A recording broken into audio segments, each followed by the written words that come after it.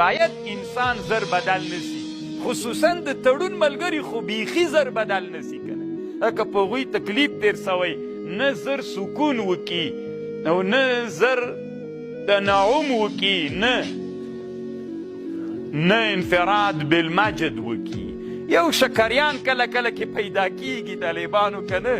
زموږ یو شیخ سي ملګری ده، نو هغه بیا وی د شکریان دی په کور کینی وظیفه نسی کولی کنه خشکه ورځي، نو چې خشکه درځي نو ملت سره به څوک هم نه کوي، خشکه به نه ورسره کوي، څه پلار خو یې نه یې کنه. نو خو خبره حق در باندې ده، ته چې وزیر سوی څه اسمان یې کړي ما خدمت به کوي، خدمت به مې کوي. نو خشکې ولې کوي چې شکر نیولی کور کې کېنه، وزیران کم دي، څه قحط الرجال راغلی ده.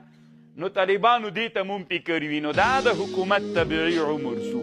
فاذا جاء اجلهم لا يستأخرون ساعة ولا يستقدمون. دا د چا خبره سوله؟